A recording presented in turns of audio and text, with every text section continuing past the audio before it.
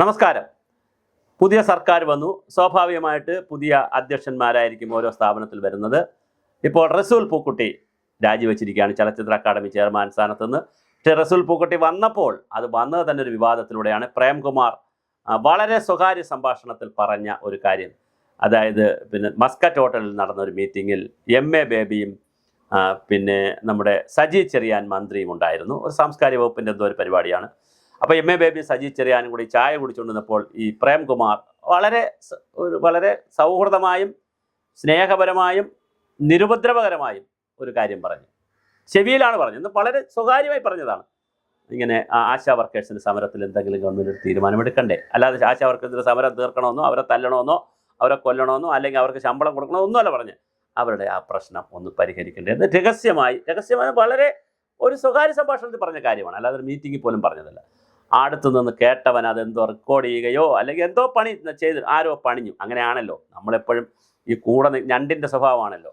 ഈ പണ്ടൊരിക്കൽ ഒരാൾ റെയിൽവേ സ്റ്റേഷനിൽ കൂടെ തുറന്ന കുട്ടകിൽ ഞണ്ടും കൊണ്ട് പോകുമ്പോൾ കണ്ടോണ്ട് നിൽക്കുന്നവർ ചോദിക്കുക, എന്താ നിങ്ങൾ അടപ്പിട്ടുകൊണ്ട് പോകുന്നില്ല, ഞണ്ട് ചാടിക്കളിക്കുന്ന ജീവിയാണല്ലോ, ജീവനുണ്ടെങ്കിൽ അത് ചാടത്തില്ലേ എന്ന് ചോദിച്ചു. അപ്പോൾ പറഞ്ഞു, ഇത് മലയാള ഞണ്ടാണ്, കേരളത്തിലെ ഞണ്ടാണ്, ചാടത്തില്ല. അഥവാ ഒരെണ്ണം ചാടാനായിട്ട് പോയാലും ബാക്കിയുള്ള ഞണ്ടുകൾ പിടിച്ച് താഴോട്ടിട്ടോളും, കൊണ്ട് പേടിക്കാനില്ല, ഒരു ഞണ്ടും ചാടിപ്പോകാൻ ഒരു സാധ്യതയില്ല, ബാക്കി ഞണ്ടുകൾ പിടിച്ചിട്ടോളൂ എന്ന് പറഞ്ഞു. അപ്പോൾ അതൊരു കളിയാക്കി പറയുന്നതാണെങ്കിലും അത് ശരിയാണ്. മറ്റൊരാളിൻ്റെ കാര്യങ്ങളിൽ വേറെ ബോട്ട്സിൽ നോക്കി വളരെ കൃത്യമായി പ്രേംകുമാറിനെ ട്രാപ്പ് ചെയ്താണ് അന്ന് ഇറക്കി വിട്ടത്. അതിൻ്റെ ഒരു ദുഃഖം അദ്ദേഹത്തിനുണ്ടായിരുന്നു. പിന്നെ അദ്ദേഹം അതിൽ നിന്നൊക്കെ രാജിവെച്ച് ഒരു കോൺഗ്രസ് അനുഭാവത്തിലേക്ക് പോയി. ആ പ്രേംകുമാർ ഒരു പക്ഷേ ചലച്ചിത്ര അക്കാദമിയുടെ ചെയർമാനാകാനുള്ള സാധ്യത വീണ്ടുമുണ്ട്. പക്ഷേ വേറെ 2 കാൻഡിഡേറ്റുകൾ അവിടെ വന്നിട്ടുണ്ട്. സലിം കുമാറിനും ഏതെങ്കിലുമൊക്കെ ഒരു പൊസിഷൻ കിട്ടാൻ സാധ്യതയുണ്ട്. കാര്യം BD സതീശൻ്റെ നാട്ടുകാരനാണ്.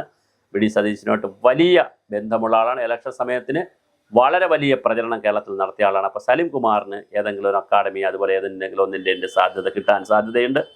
അതുപോലെ തന്നെ മറ്റൊരു വലിയ സാധ്യതയുള്ളതാണ് ജഗദീഷ്.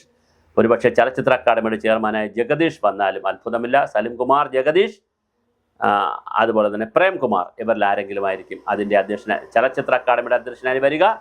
അതുപോലെ ചലച്ചിത്ര സാംസ്കാരിക പ്രവർത്തകരുടെ ക്ഷേമനിധി ബോർഡുണ്ട്, മധുപാൽ രാജിവെച്ചിട്ടുണ്ട്. ഇപ്പോൾ മധുപാലിൻ്റെ ആ പോസ്റ്റ് കിടപ്പുണ്ട്. അപ്പോൾ ഇങ്ങനെ പല പോസ്റ്റുകളും, പിന്നെ സാഹിത്യ അക്കാദമിയുണ്ട്, വൈലോപ്പള്ളി സംസ്കൃത ഭവനുണ്ട്, ഒത്തിരി സംഭവങ്ങൾ കിടപ്പുണ്ട്. അപ്പോൾ സർക്കാരിൻ്റെ തന്നെ സാംസ്കാരിക വകുപ്പിൽ ഒരുപാട് സിനിമാ നടന്മാർക്ക് ഇരിക്കാനൊക്കെ പറ്റുള്ള, മാത്രമല്ല സിനിമാ നടനെന്ന് പറയാൻ കഴിയില്ല. ഇപ്പം ജഗദീഷ് പ്രൊഫസറായിരുന്നു.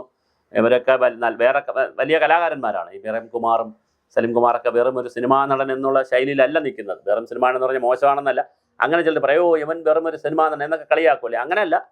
അവരൊക്കെ വളരെ കൃത്യമായി വലിയ സാമൂഹ്യ വിഷയങ്ങളിൽ ഇടപെടുകയും പ്രതികരിക്കുകയും സമൂഹത്തോട് സംവേദനം നടത്തിക്കൊണ്ടിരിക്കുന്ന ആളുകളാണ്. അപ്പോൾ സ്വാഭാവികമായിട്ട് 3 പേരുടെ പേര് ഉയർന്നു വരുന്നുണ്ട്.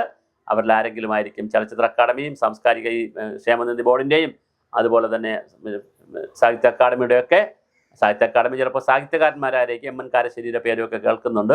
അതുപോലെ തന്നെ കൽപ്പറ്റ നാരായണൻ്റെ പേരൊക്കെ കേൾക്കുന്നുണ്ട്. എന്തായാലും വലിയ ഒരു ടീം എല്ലാവരും ഉണ്ടാവും. റോയ് മാത്യു, പ്രശസ്ത പത്രപ്രവർത്തനായിട്ടുള്ള റോയ് മാത്യു, ചാനൽ ചർച്ചയിലെ കോൺഗ്രസിന് വേണ്ടി വലിയ രീതിയിൽ കാര്യങ്ങൾ ഡിഫെൻഡ് ചെയ്യുന്ന, പലപ്പോഴും നിഷ്പക്ഷമാണ് എങ്കിലും അത് കോൺഗ്രസിന് വേണ്ടിയാണെന്ന് നമുക്ക് ചെയ്യുന്ന റോയ് മാത്യു ആണ് പ്രസ് സെക്രട്ടറിയായിട്ട്, മാധ്യമ സെക്രട്ടറിയായിട്ട് മുഖ്യമന്ത്രിയുടെ ഓഫീസിൽ വന്നിരിക്കുന്നത്. അപ്പോൾ എല്ലാം പ്രഗത്ഭരായ ആളുകളാണ് എല്ലായിടത്തും വരുന്നത്. ഓരോ വകുപ്പിലും പ്രഗത്ഭരായ ആളുകൾ വരുന്നുണ്ട്. അപ്പോൾ എന്തായാലും നടക്കട്ടെ. ഈ വകുപ്പുകളിൽ ഇപ്പോഴിരിക്കുന്ന ആളുകളെല്ലാം രാജിവെക്കാൻ, അതിപ്പോൾ ക്ഷേമനിധി ബോർഡുകളിൽ നിന്ന് രാജിവെക്കാൻ സാധ്യതയുണ്ട്, അക്കാദമികളിൽ നിന്ന് രാജിവെക്കാൻ സാധ്യതയുണ്ട്, ഡയറക്ടർഷിപ്പുകളിൽ നിന്ന് ഒരുപാട് സ്ഥാപനങ്ങൾ, ഭാഷാ ഇൻസ്റ്റിറ്റ്യൂട്ട്, ബാലസാഹിത്യ ഇൻസ്റ്റിറ്റ്യൂട്ട്, ഇതിൻ്റെയൊക്കെ ഡയറക്ടർമാർ വെച്ചിട്ടുണ്ട്. അവരെല്ലാം പൊളിറ്റിക്കൽ അപ്പോയിൻമെൻ്റാണ്. അപ്പോൾ പൊളിറ്റിക്കൽ അപ്പോയിൻമെൻറ്റ് നടന്നിട്ടുള്ളതെല്ലാം മാറ്റിവെക്കാനുള്ള സാധ്യതയാണ് കാണുന്നത്. അവരെല്ലാം രാജിവെക്കും. തുടരാനുള്ള സാധ്യത വളരെ കുറവാണ്. പക്ഷേ ഇപ്പോൾ ഹോർട്ടികോർപ്പ് മിഷൻ, അതുപോലെ ഒത്തിരി ആളുകളുണ്ട്. പിന്നെ കെൽപ്പാം, പിന്നെ അതുപോലെ തന്നെ പിന്നെ കണ്ണൂരിലെ KCCL, അങ്ങനെ ഒത്തിരി സ്ഥാപനങ്ങളുണ്ട് കേരളത്തിൽ. വനിതാ വികസന കോർപ്പറേഷൻ, വനിതാ കമ്മീഷൻ അംഗങ്ങളെ ഇനി മാറ്റുമോ നമുക്കറിയത്തില്ല. എന്തായാലും അതൊക്കെ പൊളിറ്റിക്കലാണ്. പൊളിറ്റിക്കലായിട്ട് വന്നിരിക്കുന്ന എല്ലാവരെയും മാറ്റാനുള്ള സാധ്യതയോ അവർ രാജിവെക്കാനുള്ള സാധ്യതയുണ്ട്. CPM-ഉം CPI-യും ഇതിനോടകം തന്നെ നിർദ്ദേശം കൊടുത്തും കഴിഞ്ഞു. അങ്ങനെ പാർട്ടി പൊളിറ്റിക്കൽ നോമിനികളായിട്ട് സാക്ഷരതാ മിഷൻ്റെ പ്രൊഫസർ ലീന, അങ്ങനെ തുടങ്ങിയിട്ടുള്ള പീരീഡ് ഉള്ളവർ ചിലപ്പോൾ ഇരിക്കാൻ സാധ്യതയുണ്ട്. കാരണം 3 മാസം 4 മാസമൊക്കെ പീരീഡ് ഉള്ളവർ കാണും, അവരിരിക്കാൻ സാധ്യതയുണ്ട്. അല്ലാതിരിക്കുന്ന മിക്കവാറും ആളുകളെല്ലാം മാറാനാണ് സാധ്യത. ഒന്നുകിൽ അവർ രാജിവെക്കും, അല്ലെങ്കിൽ അവരെ മാറ്റും, ഏതെങ്കിലും ഒന്ന് സംഭവിക്കും. മിക്കവാറും രാജിവെക്കുകയാണ് സംഭവിക്കുക. കാരണം അവർ പൊളിറ്റിക്കൽ അപ്പോയിൻമെൻ്റ് ആണല്ലോ. അപ്പോൾ പൊളിറ്റിക്കൽ അപ്പോയിൻമെൻറ്റിൽ വന്നവരെല്ലാം ഇതുപോലത്തെ സ്ഥാനങ്ങളിൽ നിന്ന് രാജിവെക്കാനാണ് സാധ്യതയുള്ളത്. അപ്പോൾ അതിലൊക്കെ പുതിയ ആളുകൾ വരാനുള്ള സാധ്യതയുണ്ട്. വലിയൊരു ടീം ഈ ഗവൺമെൻറ്റിൻ്റെ കീഴിൽ ഒരു സാംസ്കാരിക സാമൂഹ്യ രംഗത്തുള്ളവരുണ്ട്. പണ്ടത്തെ കോൺഗ്രസ് പോലെ ഒന്നുമല്ല. പണ്ട് മിക്കവാറും സാമൂഹ്യ സാംസ്കാരിക നായകരും ഗവേഷകരും എല്ലാം കൂടുതൽ ഇടതുപക്ഷത്തായിരുന്നു. പക്ഷെ അതെല്ലാം മാറി വലതുപക്ഷത്തും കോൺഗ്രസിൻ്റെ കൂടെയും ശക്തമായ രീതിയിൽ, പ്രത്യേകിച്ച് വി ഡി സതീശൻ്റെയൊക്കെ നേതൃത്വം അംഗീകരിക്കുന്ന വളരെ ശക്തമായ സാംസ്കാരിക സാഹിത്യ ഗ്രൂപ്പ് കേരളത്തിലുണ്ട്. അവർ ഈ പൊസിഷനുകളിൽ വരാനുള്ള എല്ലാ സാധ്യതയുമാണ് കാണുന്നത്. അപ്പോൾ നിലവിലുള്ളവർ രാജിവെക്കുന്നു, പുതിയ ആളുകൾ വരുന്നു. രമേഷ് പിഷാരടി തോറ്റിരുന്നെങ്കിൽ തീർച്ചയായിട്ടും ഏതിൻ്റെയെങ്കിലും ഒരു സംവിധാനത്തിൽ വന്നാൽ അദ്ദേഹം MLA ആയി. അതുകൊണ്ട് ഇനി MLA എന്നുള്ള പദവി ഉള്ളത് കൊണ്ട് വരാൻ സാധ്യതയില്ല. ബാക്കി ആരെങ്കിലുമൊക്കെ കോൺഗ്രസിൽ ഇനി തോറ്റവരും പലരുമുണ്ട്. ഈ 10-90 സീറ്റുകളിൽ അവർ മത്സരിച്ചല്ലോ, തോറ്റവർ കുറച്ച് പേരുണ്ട്. ആ തോറ്റവരുണ്ടെങ്കിൽ അവർക്കും ഇതുപോലത്തെ സ്ഥാനങ്ങൾ കിട്ടാനുള്ള സാധ്യതയുണ്ട്. മറ്റ് പാർട്ടികളിലും തോറ്റവരുണ്ടല്ലോ. അപ്പോൾ തോറ്റവർക്ക് ഇതുപോലത്തെ കോർപ്പറേഷനിൽ ഇപ്പോൾ കേരള കോൺഗ്രസ് ജോസഫ് ഗ്രൂപ്പിൽ 8 പേർ മത്സരിച്ചു, ഒരാൾ തോറ്റുപോയി.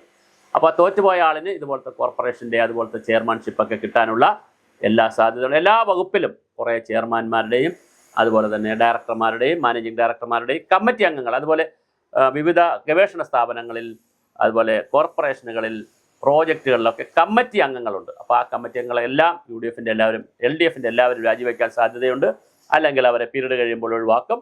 അവിടെയെല്ലാം UDFന് വേണ്ടപ്പെട്ട ആളുകളെ അല്ലെങ്കിൽ UDFകാരായിട്ടുള്ള ആളുകളെ ആയിരിക്കും പൊളിറ്റിക്കലായി അപ്പോയിൻറ്റ് ചെയ്യുന്നത്. അപ്പോൾ അതിൻ്റെ ഒരു സമയവും ഈ അടുത്ത 2-3 മാസക്കാലം കൊണ്ട് നടക്കാനുള്ള എല്ലാ സാധ്യതയുമുണ്ട്.